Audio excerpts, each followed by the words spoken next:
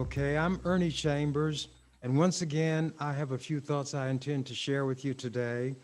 Since I have a tendency to roam, I decided to bring some materials related to former President Donald Trump and some things that I put in writing, and newspaper accounts touched on these things to show that without having studied him a great deal, just listening to him, watching the way he conducted himself while he was trying to get the nomination, I drew certain conclusions about him and the kind of person he is. I don't want to get too far off on the subject of vaccinations and Cyrus. So what I did was brought a rhyme that I wrote called Ovid, Ode to COVID-19. And this will be all I will have to say about the pandemic. Cyrus the virus, extremely desirous of raging like uncontrolled fire. Cyrus the virus did pen on papyrus, would that all humans expire. Cyrus the virus does not admire us. If it could have its own way, it would inspire us, then would require us by recklessness ourselves to slay. O Cyrus the virus, forget not King Pyrrhus, who dealt the Romans what for? A victory he won, but when all was done, King Pyrrhus lost the war. Cyrus the virus, the fate of King Pyrrhus awaits you if man but relents. Your days are numbered when minds unencumbered embrace medical science and sense. What I'm going to start with today is an invitation that I received from Donald Trump's operation in March of 2007, a few years ago. And it was addressed in cursive on the envelope, Ernest W. Chambers, 3116 North 24th Street. In those days, I used the barbershop as the mailing address, Omaha, Nebraska, 68110-1915. And then on the envelope, in a box, special invitation, which was very fancily printed. It was called Creating Wealth the Trump Way. I shall now read what was sent to me those long years ago. Dear Mr. Chambers, please be my personal guest to hear my real story on Trump wealth creation from my son, Donald Trump Jr., and also be trained by 4 self-made multimillionaire experts. Donald Trump Jr. will share with you our family's most successful wealth creating secrets and strategies. As my special VIP guest, I have enclosed 2 VIP personal guest tickets, and you will receive a special gift, a complimentary edition of, this is the name of the book, Trump, in all capital letters, Think Like a Millionaire. At the conference, you will receive this free gift. The suggested tuition fee of $149 is waived for you. At this once-in-a-lifetime financial conference, you will learn how to, number 1, find income-producing properties the Trump way. 2, slash capital gains tax to 0 when you sell real estate, stocks, or your business. 3, lower your current tax bill up to 31%. 4, negotiate the Trump way. 5, protect 100% of your personal assets from all lawsuits, liens, levies, bankruptcy, or even a divorce. 6, get government-approved investments guaranteeing 9.6% to 32% return. 7, learn the Trump way to cash in on the new $1 trillion booming foreclosure opportunity in 2007. Creating Wealth the Trump Way. Turn this special invitation over to see the location, date, and time of the event.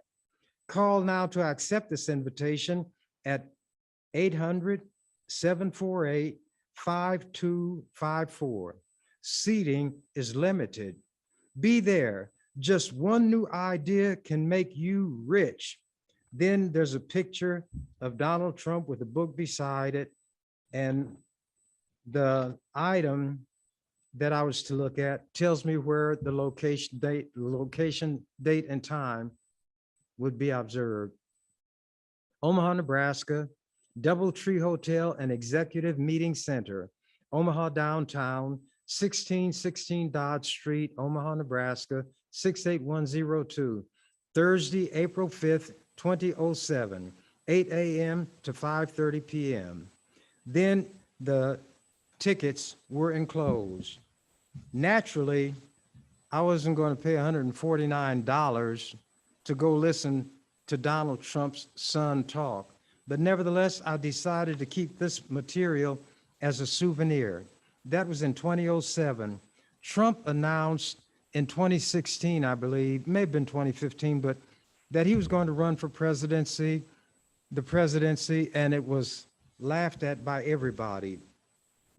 The Lincoln Journal-Star had a column about the legislature. It was called Capitol Days. And this is what was written on February 18th, 2016. Donald Trump is an undercover Democrat, Omaha Senator Ernie Chambers said during Wednesday debate. He called the Republican presidential candidate a bomb planted to destroy the GOP. Quote, and that's why he has so much fun, Chambers said. I predicted before Trump was even nominated that his goal was to destroy the Republican Party. Trump had been a Democrat. He had been in favor of a woman's right to choose to have an abortion, the traditional Democratic principles, but I guess he thought he might have a better chance to win if he ran as a Republican, because there are a lot of nutty, backward people in that party. There was a lot of racism that they had to keep concealed, but it was bubbling very near the surface, and he thought he would give it an outlet, so he decided to run. What I decided to do was write Mr. Trump a letter, an open letter. And in order that I could document it, the fact that I had written it, I got documentation from the post office as to where this letter was sent, which was Mr. Donald Trump, Trump Tower, 725 Fifth Avenue, New York, New York, 10022. There was a proof of delivery. I overnighted it. I mailed it November 3rd, and it was received November 4th in Donald Trump's mailroom, and the person in the mailroom gave initials to prove that it was accepted. I didn't want these things that I had said, some of them in the way of a prediction, to appear that I said them after the fact. My letter, this open letter to Donald Trump that I'm going to read, and these pages are large, not that they have a lot of material, but now that jeepers, creepers, why am I wearing these cheaters? Because I do what's necessary under the circumstances to achieve my goal. And since I want to read without doing too much stumbling and fumbling, I put my cheaters on. This letter was sent, as I said, November 3rd, 2016. Dear Donnie, oh, and by the way, I included copies of that material that I read just before starting so that he would know that I am a person to whom an invitation had been sent to this thing that he was putting on. Dear Donnie, I hope you don't mind my using the diminutive familiar. That's what you call it when you don't use a person's formal name. And I don't think he liked to be called Donnie. Anyway, I do not expect my name to ring a bell with you, but as you see from the items attached to this page, which was that invitation and the comments I made about supporting his being selected,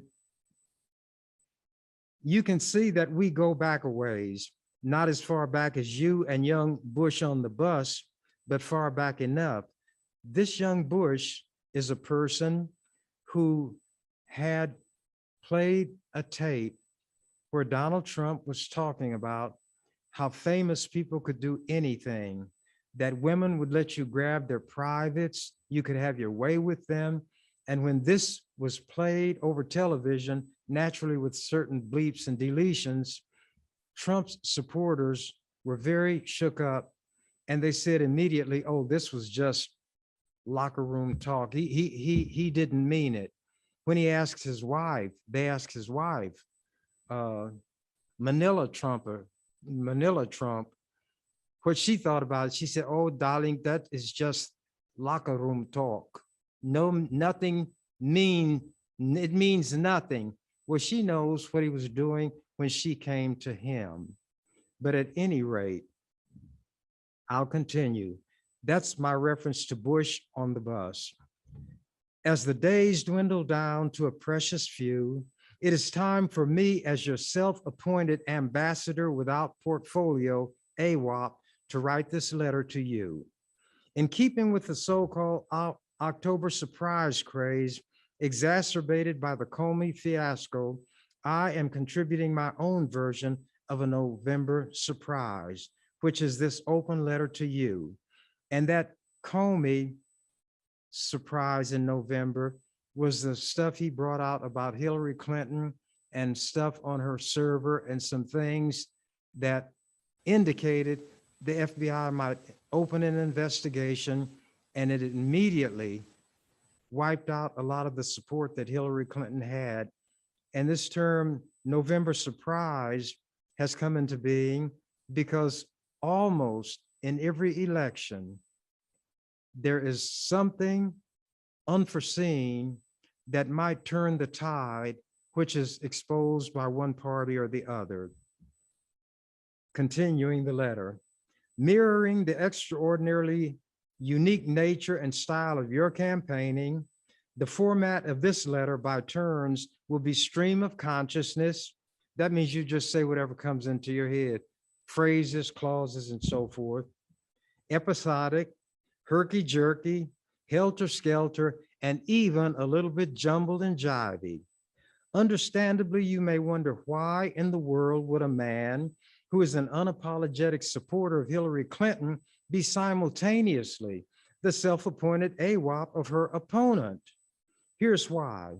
In view of the fact that I want her to be president, I wanted her to have an opponent whom she could beat and thereby waltz, polka, rumba, samba, or otherwise dance her way into the White House. Don't bail out yet, Donnie. I stated several times on the floor of the legislature, and by the way, those proceedings are carried gavel to gavel by broadcast live on public television and streamed on the internet, that I am the quote, unofficial, unappointed campaign manager, unquote, for Donald Trump, and that my goal is to see him become the Republican Party's nominee for president, with emphasis on nominee, since my choice for president is Hillary Clinton. I presented my case in advance of Nebraska Republicans being seized by a moral imperative to join the Trump lemming march to the sea, preparatory to boarding the cruise ship Trump Titanic. Then I dropped the bombshell contained in the attached newspaper clipping, which was that he was a bomb planted in the Republican Party to destroy it. When the destruction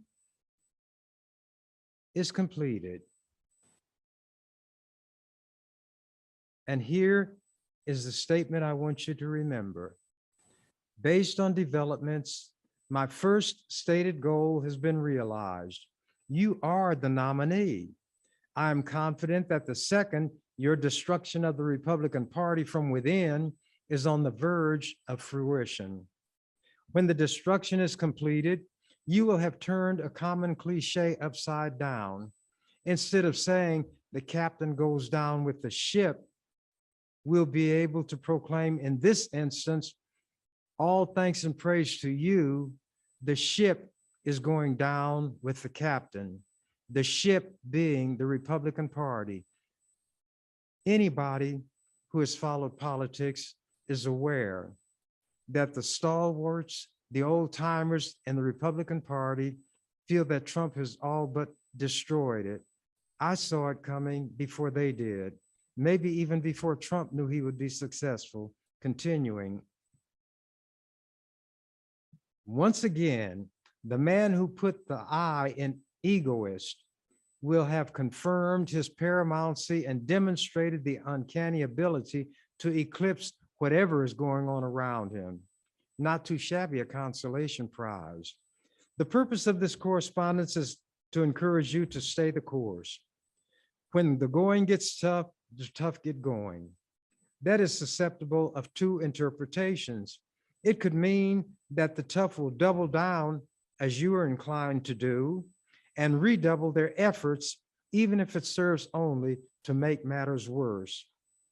On the other hand, the tough can get going in the sense of scrambling to their feet and running away, which you are not inclined to do. Lest you misunderstand based on what I've written, my intent, let me make it clear by borrowing a famous passage from Shakespeare's Julius Caesar. Lest you misperceive my intent. Friends, Romans, countrymen, lend me your ears. I come to bury Caesar, not to praise him. But with this essential, significant difference. I come not to bury Donald Trump, but to praise him. Yes, to praise him. Of course, skeptics and cynics may try to get their dig in by invoking an equally famous phrase from poet Alexander Pope's An Essay on Man, to damn with faint praise, thereby insinuating a hidden motive on my part. I assure you that my words are as sincere and trustworthy as those you have been uttering throughout your historic political sojourn. In the interest of clarity, praise is not synonymous with agreement. I extend praise because you are what you are, as sly as a fox, slippery as an eel, unreliable as a used car salesman, unstable as water, volatile as the stock market, unpredictable as the weather, and to this code, as even a casual observer will note, you are true. Take an extreme example. People say of Judas Iscariot, quote, although he betrayed Jesus, he can be given credit or praise for having hanged himself in remorse. But since I like to put the cork in the bottle, use your situation as an example. GOP distant as Trump praises Putin. Are we in sync?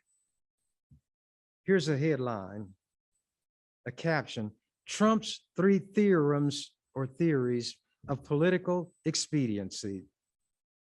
People have heard of Einstein's theory of relativity, Newton's laws, gravity and motion, Occam's razor, which deals with when you're talking, take the shortest path with the fewest detours to get to the point you're trying to make, and Machiavelli's The Prince. But this is the first time Trump's theorems will have seen the light of day. I doubt that you yourself have formulated them in the manner that follows. I am going to have to digress.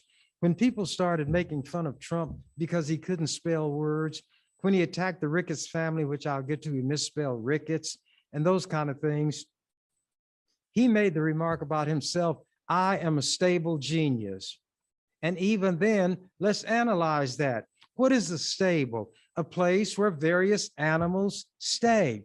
What do animals do in the stable? They mess it up. So a stable genius is one who knows how to go into the stable and clean up the mess the animals leave to such an extent you can't even tell it was there. So without realizing that he was telling a deeper truth, he told the truth on himself, referring to himself as a stable genius. Trump has given me a lot of moments of laughter and amusement, but as things worked out, his tenure was anything but laughter-filled and amusing to the people who were victimized by him, and democracy, which indeed suffered, the reputation of the United States, which failed throughout the world. But to continue, having carefully followed and analyzed your words and actions to the extent that such things are susceptible of analysis and formulation, I've undertaken the task of producing the 3 theorems of Trump political expediency. I don't know whether you arrived at these, quote, truths or theorems through study and conscious thought, or if they just, quote, came to you, unquote, unbidden like photosynthesis, or in the way that water flows downhill and seeks its level. In a nutshell, here's the essence of each. The first theorem, fool all. The second theorem, lie, dumb down. The third, promise them the world. Now, there are 3 playbooks that I suggested Trump would use. Each theorem would follow a playbook of a well-known personage. Abraham Lincoln's playbook, Hitler's playbook, Mein Kampf, and Satan's playbook. First theorem from Lincoln's playbook. Honest Abe famously said, and he laid out 3 propositions. It is true that you may fool all the people some of the time. You can even fool some of the people all of the time. That's the second proposition. But you cannot fool all the people all the time. The third proposition. That was Lincoln's playbook. The supporters who make up your base fit within the second clause. You can fool some of the people all of the time. And you have done so and are doing so masterfully.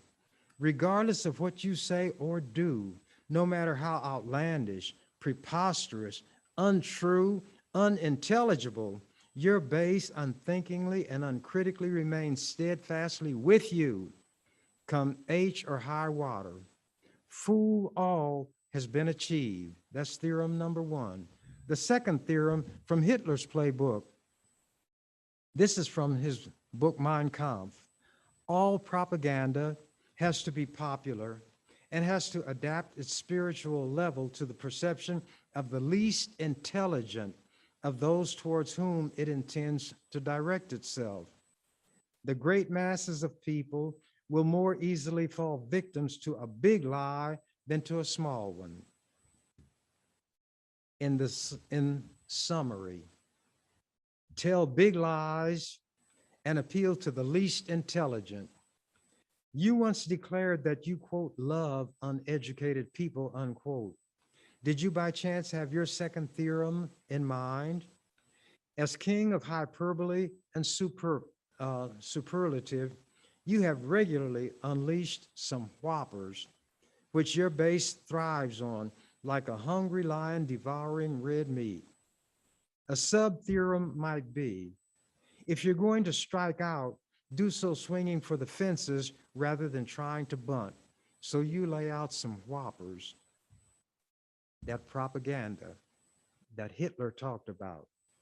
For the record, this is not to assert that you are a Nazi or that your ideology is Nazism, although some have made such an allegation. My point is merely to show the similarity between your approach and Hitler's is inescapable. Examples showing how dumb you feel these people are.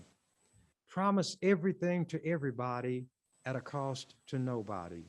2, The U.S. can sustain itself as a self-contained economic island on this planet. 3, reopen obsolete Rust Belt manufactories to produce goods for sale only on the U.S. market and give millions of good high-wage jobs to everybody who wants one, and there's no reason to raise the minimum wage, which is too high anyway. 4, never detail how anything is to be accomplished. It simply will be, period. 5, don't mention Congress because you'll do all these fantastical things yourself. That's what Trump feeds his base. Theme song of the second theorem. You know, there has to be a playlist. Here's his theme song. I fling untruths into the air. They fall to earth, I know not where. And furthermore, I do not care. All in war and politics is fair. And finally, in the fairy tale, Rumpelstiltskin was a deformed dwarf who could spin straw into gold. Using that example, you could be dubbed Trumpelstiltskin due to your ability to spin a glaring untruth into an authoritative sounding assertion of incontrovertible fact, which your base will swallow. Lying and dumbing down have been achieved by you by way of your second theorem, again, in masterful manner with your base. Third theorem, Satan's handbook. Now, I shouldn't demean the devil in this fashion, but he can take it. And that theorem is promise them the world. In chapter 5 of Matthew are 3 verses, 8, 9, and 10 are their numbers. Again, the devil taketh him up into an exceeding high mountain and showeth him all the kingdoms of the world and the glory of them, and saith unto him, all these things will I give thee if thou wilt fall down and worship me. Then saith Jesus unto him, get thee hence, Satan, for it is written, thou shalt worship the Lord thy God, and only him shalt thou serve. The byline could be, fall down and worship me, for that is what happened here when you look at this headline. Trump thrills Christian audience with promise. And this is part of an article from the Washington Post. The audience included leaders and founders of many segments of the Christian right, the evangelical movement that began in the 1970s under people including the late Jerry Falwell. Among those present and involved in the program Tuesday were Focus on the Family founder, James Dobson, who, by the way, is no longer with that group, former Christian Coalition head, Ralph Reed, and evangelist Franklin Graham, son of evangelical icon Billy Graham, who was the religious handle that would fit any political tool in the White House.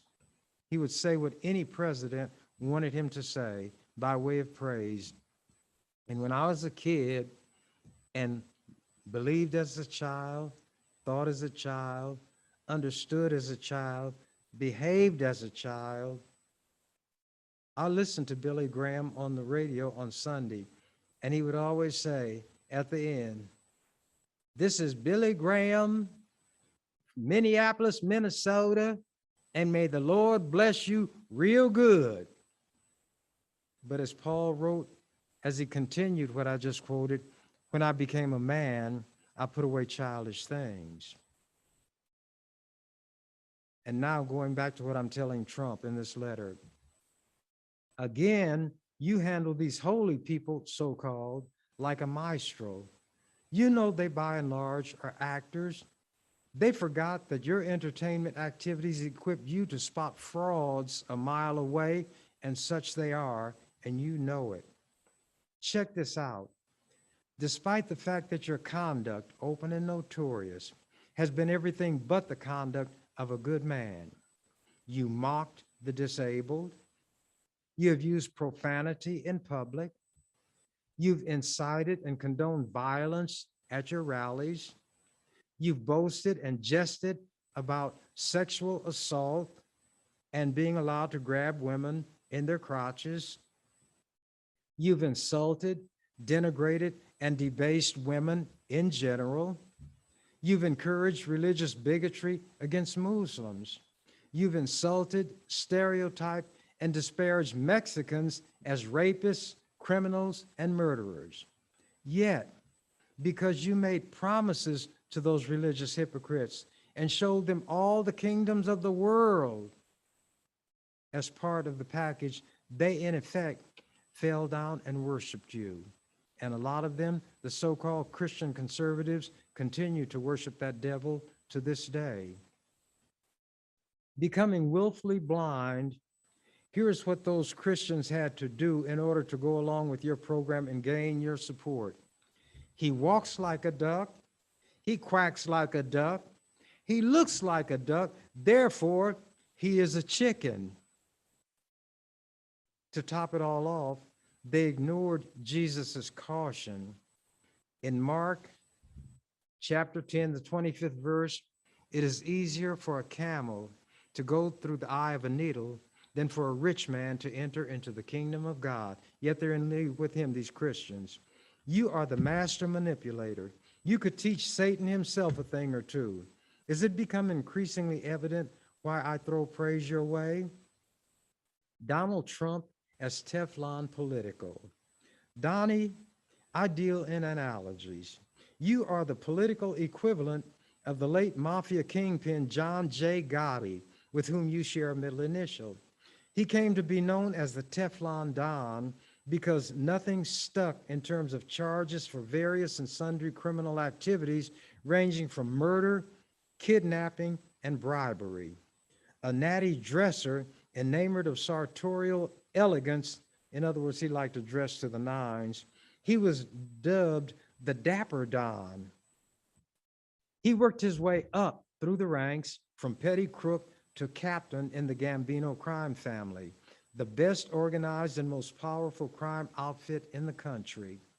In 1985, the Teflon Don took over the operation after he ordered the rubbing out of then top dog Paul Castellano. Poor Paul met his maker as he exited a Manhattan steakhouse, indicating perhaps that consuming too much red meat may be detrimental to one's health. Finally, Boss Gotti's luck ran out, and his Teflon veneer was perforated when fellow mobster Sammy the Bull Gravino turned into Sammy the Rat, as stool pigeons were known in the rackets, and testified against him in a deal with the feds. In 1992, a baker's dozen, 13 charges stuck, including murder and racketeering, and the no longer Teflon Don swapped sartorial elegance, fine clothes, for prisoner togs and took up residency at the federal big house in Marion, Illinois. He contracted throat cancer, was transferred to a medical facility for federal prisoners in Springfield, Missouri, and was harvested by the Grim Reaper June 10th, 2002, at the age of 61. Thusly did the Teflon Don, born in the Bronx October 27, 1940, meet his Waterloo. A major difference between you and Gotti is that you were born at the top, not at the bottom to work your way up. And the only thing you knew about real work was that people of the lower orders did it. Thus, another point at which you are due praise for your savvy or cunning. You managed to rally to your cause, to become your base, the very people toward whom you harbor contempt and distaste. The great unwashed hordes. You would never socialize with them. You wouldn't rub elbows with them, and certainly would never dream of inviting them to dinner. The point where you and the Teflon Don meet is that in the same way that criminal charges did not stick to him, political opposition, criticism, condemnation, etc., have not stuck to you, no matter the quarter from which they emanated. On the other hand, you are unable to stake claim to sartorial elegance due to your ill-fitting big suits, so Dapper Don, you are not.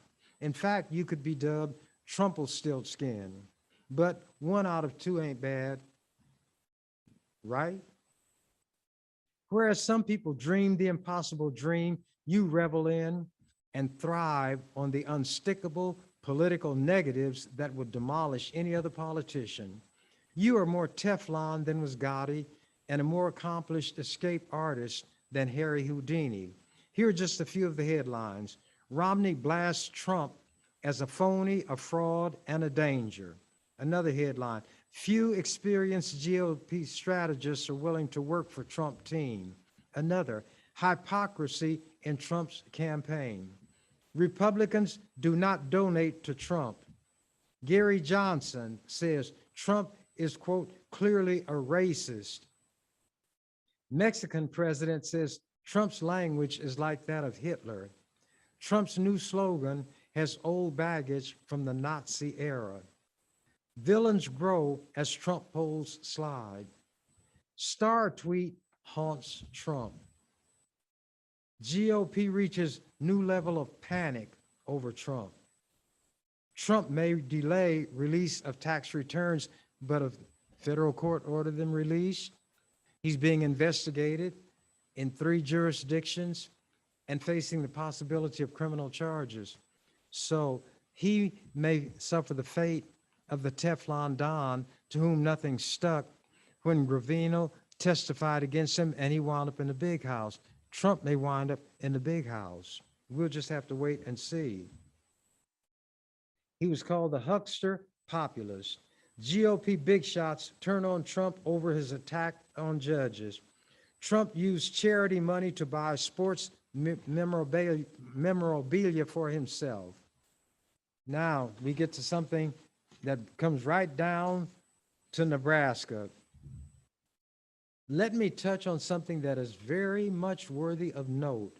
The story can be told mostly by way of newspaper articles. The first article is dated February 22nd, 2016. Trump says Ricketts family is, quote, against me. Donald Trump took aim at the Ricketts family Monday after it was disclosed that Marlene Ricketts, the wife of Joe Ricketts, was behind an anti-Trump super PAC that pummeled Trump via direct mail pieces in Iowa, New Hampshire, and South Carolina. Trump issued a veiled threat against the family on his famous Twitter account, accusing them of, quote, secretly, unquote, spending money against his presidential bid. For the record, Ricketts's donation was publicly disclosed over the weekend by the Federal Election Commission, another lie by Trump.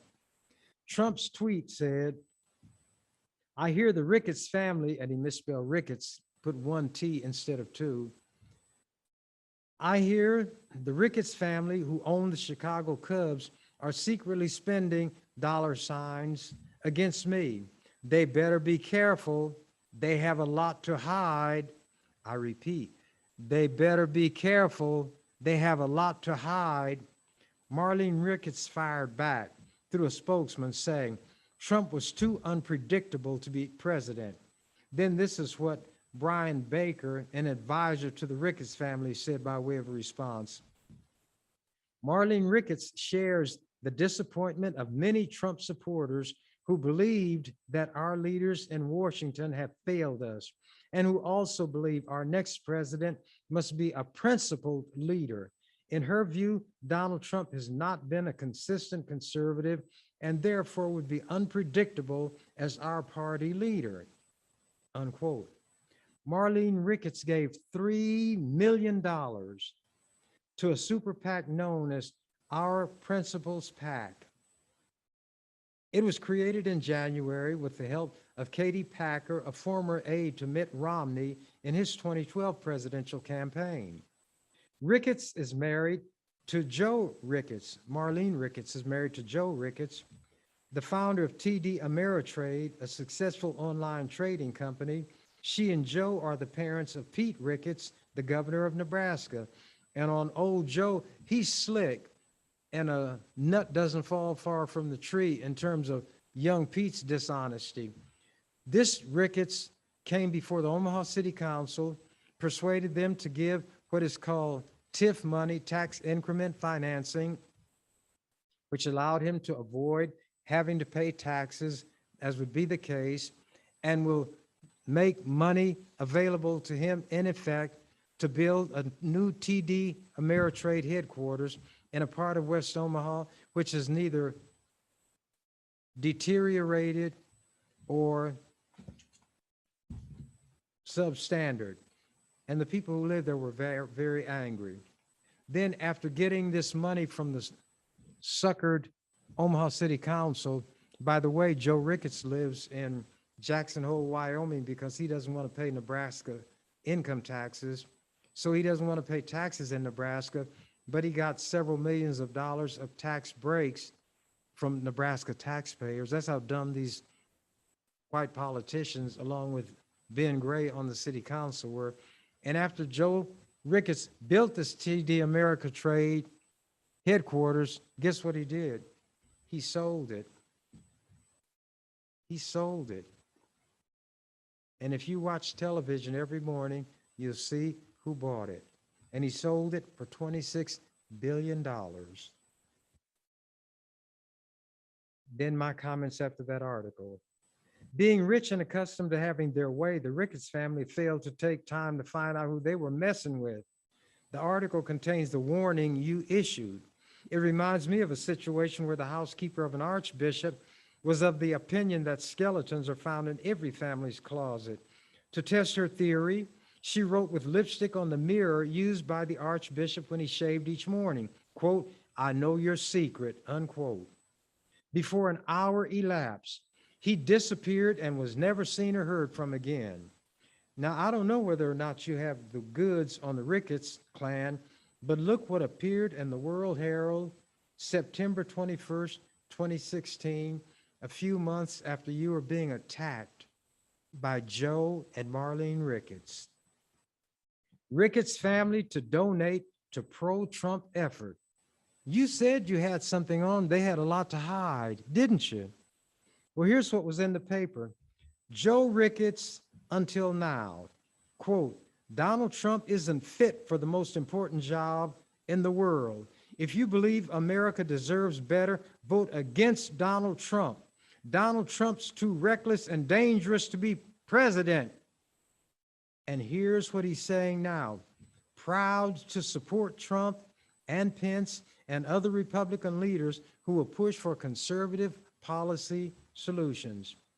Then a big headline, Ricketts' money now backs Trump. Very praiseworthy. One of the baddest members of the dinosaur family was the Tyrannosaurus Rex, king of the clan, known as T-Rex. After the way you kicked the Ricketts families, pardon the expression, rump, they probably refer to you among themselves as T-Rump. Considering that you made any number of political big shots and hot shots turn around, a little ode to T-Rump, a rhyme, is in order. Ricketts's, Paul Ryan, Cruz, Rubio, Newt Gingrich, Christie, and all the rest are examples. You made them falter and brought them to heel. Then at your altar, you forced them all to kneel, and they did. Then here's a headline. Due to change, Trump made a big campaign change. And you all can't see this, but it's a picture of Trump in a pose very similar to mine.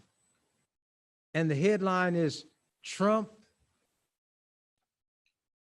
made big campaign change. So this picture of me was in the paper, and I put it next to Trump's, and under mine, the caption is, Senator Chambers makes a point during debate on the floor of the legislature in February. Chambers is seen as the master of the filibuster in the legislature. Under Trump, Republican presidential candidate Donald Trump speaks during a campaign rally in New York.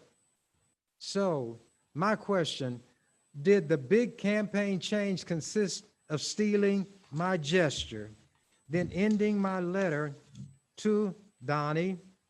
I know you have better things to do than to read a letter about yourself. But as you lick your wounds after the election, you may find solace or comfort by comparison in reading this. Sincerely, Ernie Chambers, State Senator. And here is what Pete Ricketts wrote, or a big headline, after the Ricketts family attacked Trump, saying he was unfit. Governor Ricketts says, Trump administration, pleasure to work with. This was June 30th, 2017 in the Lincoln Journal-Star. Nebraska's Republican governor said he's had plenty of access to the nation's first-year Republican president and his cabinet. President Donald Trump has been, quote, forward-thinking, unquote, in engaging governors on policy issues, Governor Pete Ricketts told reporters Thursday. Quote, that never happened in the last administration, unquote. Trump hosted Ricketts and 3 other governors Wednesday at the White House for a roundtable discussion on energy issues. And some people say that he made bootlickers out of all of them. And when the persons who said that were asked, how dare you say they're bootlickers? He said, well, I saw the shoe polish around their mouth and on their teeth. That's what was going on. Now, I have a couple of other items. I brought a clock to keep track of the time, and I did not keep track of when I started, so I'm going to have to take my signals from those who keep better time. But there were some things that I did because I don't throw a rock and hide my hand. If I'm going to say something about somebody, I say it openly and publicly. Chambers seeks Trump's removal. This was in May of 2017. Senator offers resolution asking for Trump's swift ouster before anybody else. And this is an excerpt. State Senator Ernie Chambers of Omaha says he'll introduce a resolution seeking President Donald Trump's expulsion from office. Quote, if these people don't do something about removing him from office, then this could be, I'm not an alarmist, the beginning of the end for the United States, unquote, Chambers said Tuesday. A draft of the resolution calls on appropriate officials to invoke the 25th Amendment of the U.S. Constitution to determine whether Trump's actions and conduct make him unfit for office, in which case the vice president should serve in his place. Trump, the resolution states, has behaved, quote, in a dangerously problematic and erratic manner, such that the safety and welfare of the United States and its residents are being placed at ongoing grave risk. The resolution carries no official weight, and it is unlikely lawmakers will be forced to vote on it before this year's legislative session ends. And they did stall and not let it even come up for a hearing, and I'll touch on that. Chambers, a registered nonpartisan who once jokingly supported Trump's run for the Republican presidential nomination, has been a constant critic of the president's policies and actions in office. Chambers said his resolution was not inspired by the whirlwind of recent news surrounding Trump's controversial disclosure of classified information to Russian officials and his firing of FBI Director James Comey. Instead, Chambers said Trump's foreign policy decisions, particularly those regarding North Korea and the Middle East, have the potential to do great harm to Americans. The president has behaved like a, quote, deranged, demented, drunken idiot, and underestimated Kim Jong-un, insulting the North Korean leader and stirring him to test more missiles, unquote, Chambers said. Kim Jong-un is not crazy. He is not a fool, and he is a much faster learner than Donald Trump, added Chambers. Now, I knew the legislature would try to get out of doing anything with that resolution, and in fact, they did not call a hearing. But the following year, I did ask that the chairman of the committee bring the resolution for a hearing. If he didn't, I would make a motion on the floor to pull it from committee, and I would thereby have the discussion publicly that he was trying to avoid. The following year, he did schedule it for a hearing over the noon hour, and such being the case, not a large number of people showed up. But I had a chance to make a point, and it was one that some people took to heart. And I'm not going to read that. I think I will just paraphrase it. I had mentioned the kind of things that Trump had done at that hearing, just so it would be a matter of record. Even though it was over the noon hour and not a large number of people in the public showed up because they were at work. But I talked about the number of people he had hired and fired, which showed that he was not a good judge of character. Various policies he had put in place that exposed his racism, his hatred of Muslims and Black people. And then I spoke of what I call a one-act play. And I said, this is what that one act, one scene play will consist of. Now, before I mention that to you, recently on television, the former head of the military, the top general, said that as the election, the last one approached, and Trump was making all these kind of statements, suggesting that the election was stolen, that something would have to be done if Biden was proclaimed president, that it alarmed people in the military, including himself, and he notified the top military people to be prepared to take action if Trump did anything, and he didn't use the word coup, that suggested a coup was undertaken, then the military would step in because they had sworn an oath to defend this country against all enemies, foreign and domestic. Now, that was just a few days ago. I gave my conversation way back in 2018, which may not seem too far away, but that's 3 years ago at least. I had had this to say before that committee. There was a table behind which sat 4 generals. A person who is court-martialed is never judged by people of lower rank. So all these generals had their paraphernalia. They had all of the ribbons, combat ribbons. They had all of the medals, and they had the maximum number of stars on their shoulder. And standing before them was a general, similarly attired. He was at attention. His uniform was sharp. He held his hat under his right arm.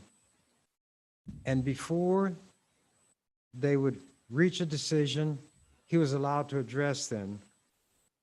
He said, I took an oath as you took an oath to defend this country against all enemies, foreign and domestic.